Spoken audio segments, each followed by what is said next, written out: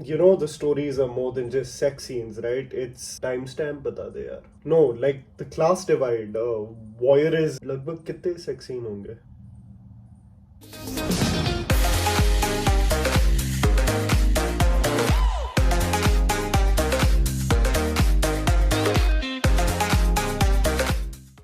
In 2018, when the anthology Lust Stories released on Netflix, it was still early days of streaming, so people tuned in with a sense of curiosity versus the jadedness of today of what four talented directors are formulating, something that they did successfully with a largely unnoticed anthology, Bombay Talkies. The short films focused on several themes regarding sexual wants and needs, from the impact of relationships that borders on obsession and delusion, the sexual need of individuals beyond their financial status or class, infidelity and friendship put to the test, and the basic want and journey of a woman to come for a change. As wild as it sounds, the stories really accounted for some interesting tales, and now that season 2 drops, I went in with the same curiosity, but I have to immediately conclude that most of it really is a show. With the new set of directors, Lust Stories 2 presents 4 stories that uncover several themes regarding relationships and sex, but this season almost borders on established directors being handed over a budget and doing what they please, either on a trip of mediocrity or hallucinations passing off as shots like a last-minute submission. And while the internet constantly seeks for timestamps or where they can see intimate scenes where actors are scantily clad, they are literal threads roaming around the internet, by the way, passing off timestamps like Playboy magazines back in the day before the age of the internet.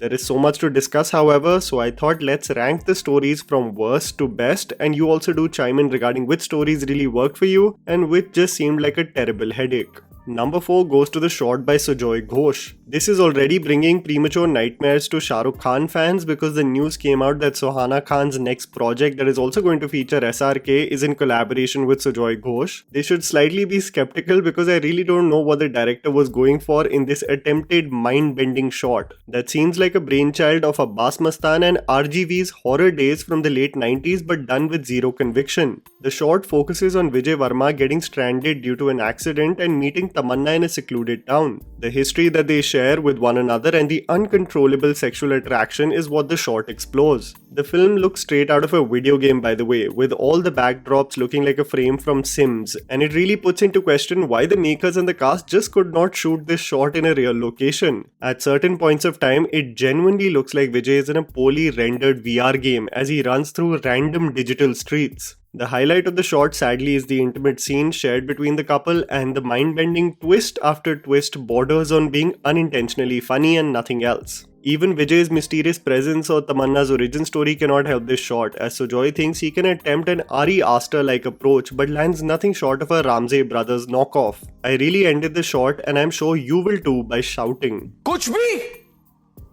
Kuch bhi!" Number 3 goes to the shot by R. Balki. Imagine going to a place like Goa for the first time and you get giddy and excited about exploring the place, the restaurants, the beaches, the bars, the hidden spots because your friend has raved about it so much. But you end up spending the entire trip in the resort only. This is what I felt about the underwhelming shot by R. Balki, actually exclaiming in the end ki bas yahi tha. It's a story about Mrunal Thakur and Angad Bedi who are about to get married and how Mrunal's grandmother, played by Neena Gupta, is insistent that they have sex before marriage just to make sure they are truly compatible. This causes tension among the family who get awkward every time the grandmother mentions sex, almost as if they are shocked she has this personality, almost as if they are meeting her for the first time. This shot is nothing but a sex ed class by Neena Gupta where she mentions an orgasm multiple times as Mount Fuji. It isn't deep, it isn't nuanced, it's just sequences of Neena Gupta ranting about the places she's had sex at, and she wishes the same, almost demands the same from her granddaughter.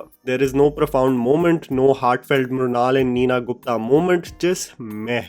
Time passes and the shot ends, and you're wondering beyond the topic of sex and the importance of it being discussed and one being well versed with another partner before committing for life. It explores the same topic like a summary sex ed class rather than with depth. You almost get tired of Neena Gupta's speeches, and Ronald just seems to be stuck in a montage of checking in different hotels. Number 2 goes to the shot by Amit Sharma. I think in terms of a phenomenal screenplay and performances, Amit Sharma's shot easily makes it to the second spot. The film explores sexual depravity through the character of Kumud Mishra, a proud but down on his luck wheeler-dealer who has some royal lineage and rests in his mansion with his wife and son. The abuse Kajol faces on a daily basis is what she has become accustomed to, and Kumud Mishra's sexual deviance as a new domestic help arrives forms the basic premise of this short. The story is nothing short of horrifying, especially when exploring the acts of a horrible, disgusting character like the one played by Mishra. You see the humanity in Kajol's eyes, her maternal instincts, something that we saw in Salam Venki, and the unconditional love that she has for her son who wants a way out of this prison. Kajol is willing to endure the abuse for her son's bright future, and this leads to an extremely horrifying and twisted tale, especially in the concluding moments that absolutely threw me off. The second twisted climax will definitely drop your jaw, and I think from strictly a screenplay perspective, the short packs a solid punch with powerful performances.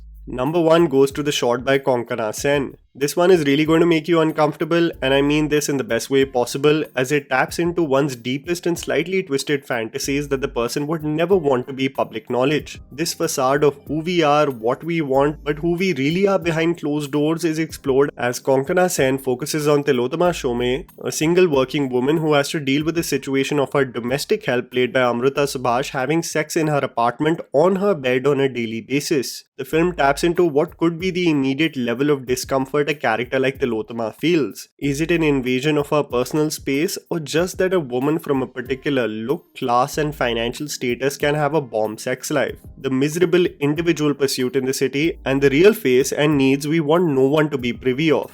Both Amruta Subhash and Tillotama put on a stellar act, from an intense confrontation sequence to an awkward yet tender encounter in the final act. It really showcases two talents absolutely thriving in a brainchild by a director who just needs to create more behind the camera.